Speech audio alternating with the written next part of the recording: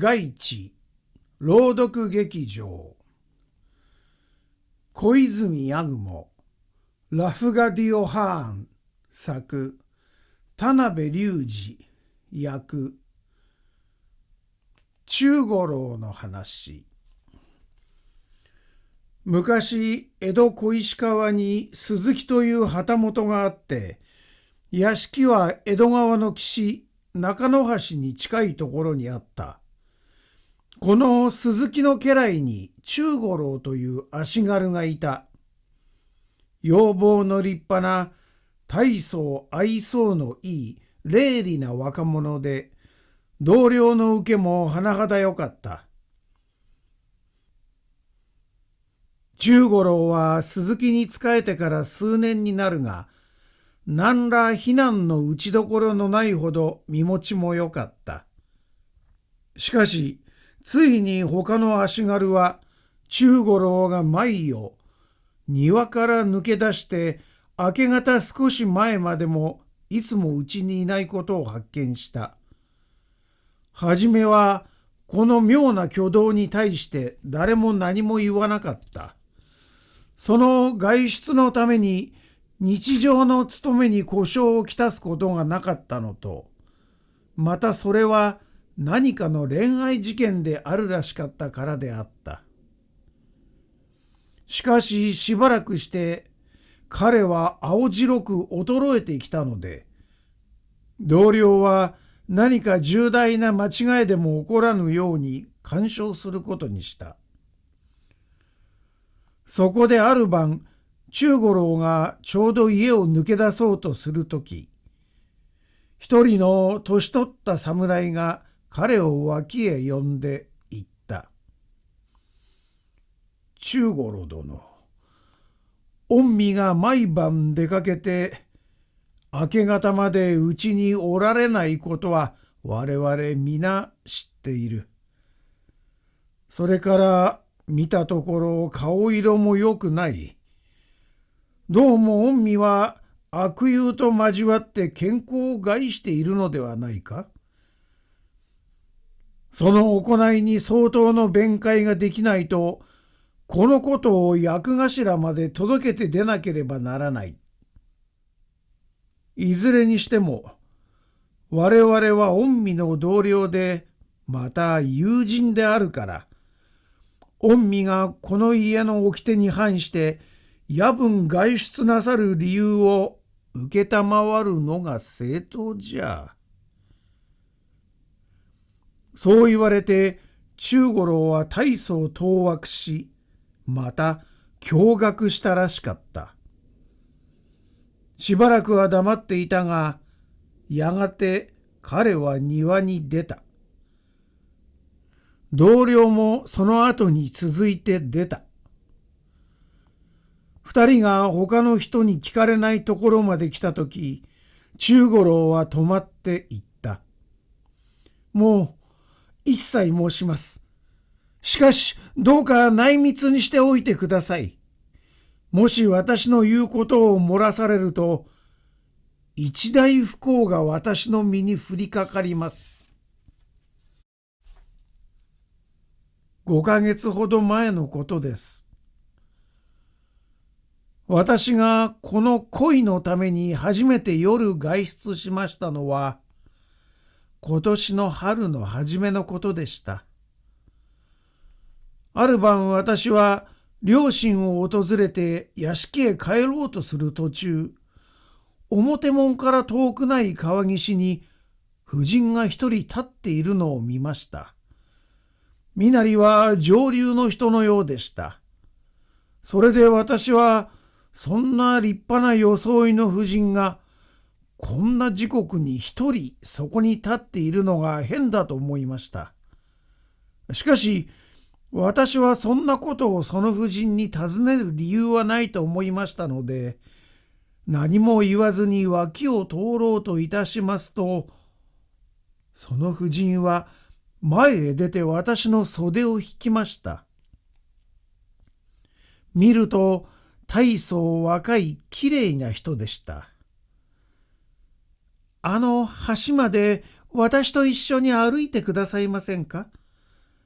あなたに申し上げることがあります。と女は言いました。その声は大層柔らかな気持ちの良い声でした。それから物を言うとき、にっこりしました。そのにっこりには勝てませんでした。そこで私も一緒に橋の方へ歩きました。その途中、女は私が屋敷へ出入りするのをこれまでたびたび見ていて好きになったと言います。私はあなたを夫に持ちたい。あなたは私が嫌いでなければお互いに幸福になれます。と言いました。何と答えてよいかわからなかったが、大層きれいな女だと思いました。橋に近づくと、女はまた私の袖を引いて、包みを降りて川のちょうど縁まで連れて行きました。一緒にいらっしゃい。そうささやいて川の方へ私を引きました。ご承知の通り、あそこは深いところです。それでにわかに女が怖くなって引き返そうといたしました。女はにっこりして私の手首を握って、私と一緒なら怖くはありませんと言いました。どうしたわけか、その女の手に触られると、私は赤ん坊よりも育児なくなりました。夢の中で走ろうとしても、手も足も動かせない時のような気がいたしました。女は深い水の中へ踏み込んで、一緒に私を引き込みました。それから何も見えも聞こえも感じもしなかったが、気がついてみると大層明るい大きな御殿らしいところを女と並んで歩いていました。濡れてもいなければ寒くもありません。周囲のものは一切乾いて暖かくきれいでした。私はどこへどうして来たのだかわかりません。女は私の手を引きながら案内して部屋から部屋へと通り抜けていきました。その部屋の数の多いことは限りがないほどで、それが皆空でした。しかし非常に立派でした。最後に千畳敷の客間に参りました。向こうの床の間の前に火が灯っていて、宴会のように座布団が並べてあったが、客は見えない。女は私を床の間の上座に案内して、自分はその前に座って言いました。これが私の家です。ここで私と幸福に暮らされると思いませんか？こう尋ねながらにっこりしました。私はこのにっこりが全世界の何よりもきれいだと思いました。それで心から、ええ、と答えました。同時に私は浦島の話を思い出して、これは真女かもしれないと思いましたが、怖くて何も聞かれませんでした。やがて女中たちが入ってきて、酒、魚を私どもの前に置きました。それから私の前に座った女は、私がお嫌ではないなら、今晩婚礼の式を挙げましょう。これが結婚のごちそうです。と言いました。七正までの誓いをして、宴会の後、用意の部屋へ案内されました。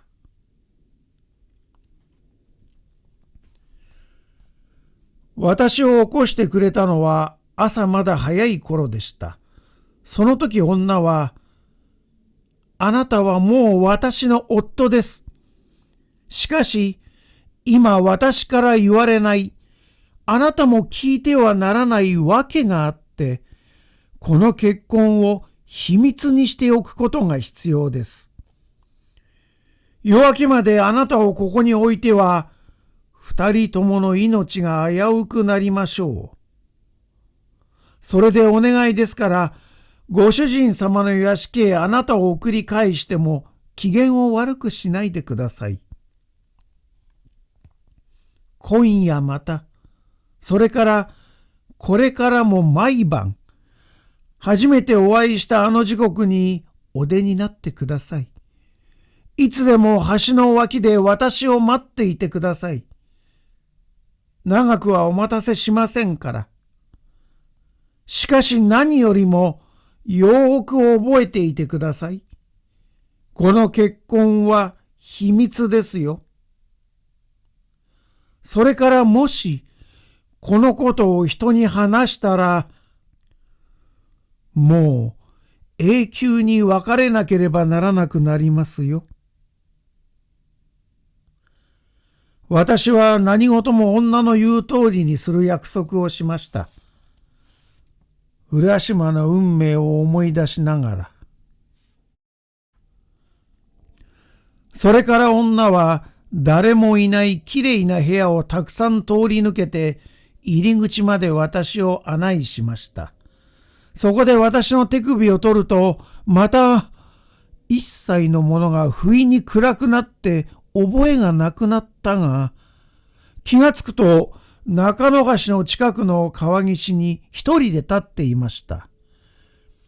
屋敷へ帰りましたが、まだ寺の鐘が鳴り出しませんでした。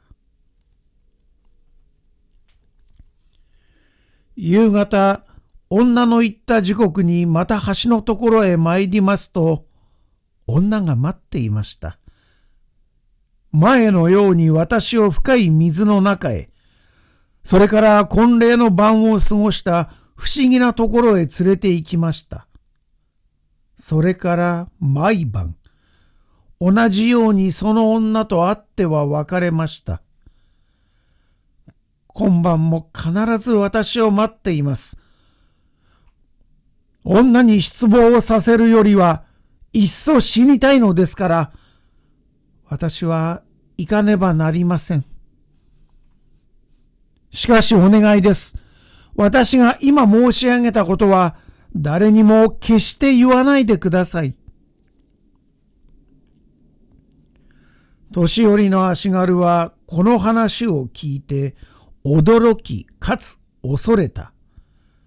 中五郎は偽りのない白状をしていると感じたが、その白状は不快なことをいろいろ思わせた。あるいはこの経験は迷いかもしれない。家臣を有せる魔の力が起こさせる迷いかもしれない。しかし、もし本当に馬鹿にされているのなら、この若者は叱るよりむしろ憐れむべきものであった。それで無理に干渉がましきことをすれば、かえって害になると老人は思った。そこで足軽は優しく答えた。誰にも決して言わない。少なくとも君が達者で生きているうちは。それでは行ってその女に会いたまえ。しかし、用心したまえ。君は何か悪いものに見されてはいないかと心配しているんだ。中五郎は老人の忠告を聞いて微笑して急いで去った。数時間の後、妙に落胆した様子をして屋敷へ帰った。あったかねと労働寮はささやいた。いいえ、中五郎は答えた。いませんでした。初めてそこにいませんでした。もう、再び私には会いますまい。あなたにお話ししたのは私の誤りでした。約束を破ったのはこの上もない愚かなことでした。相手は慰めようとしたがダメであった。中五郎は倒れてもう物を言わない。おかんのように彼は頭から足まで奮い出した。暁を知らせる寺の鐘が鳴り出したとき、中五郎は起き上がろうとしたが、生気もなく倒れた。確かに病気、助からぬ病気になった。漢方医が招かれた。はて、この人には血がない。と、その医師は丁寧に診察してから言った。この人の脈管には水ばかりしかない。これは難しい病人だ。まあ、なんという因果なことだろう。中五郎の命を助けるためにできるだけのことはなされた。しかしダメであった。日暮れに彼は死んだ。それから彼の労働寮はその初めからの話をした。ああ、私もそれを疑ってみるところであった。医者は叫んだ。どんな力もそれなら助けることはできない。その女に命を取られたのはこの人が初めてではない。誰ですか、その女は。それとも何ですか、その女というのは。足軽は尋ねた。狐ですか。いや、昔からこの川に出ているのです。若い人の血が好きなのです。蛇ですか、竜ですか。いやいや、君が昼、あの橋の下で見たら、実に嫌な動物に見えるでしょうが。というと、どんな動物なんでしょう。ただのガマさ。大きな醜いガマさ。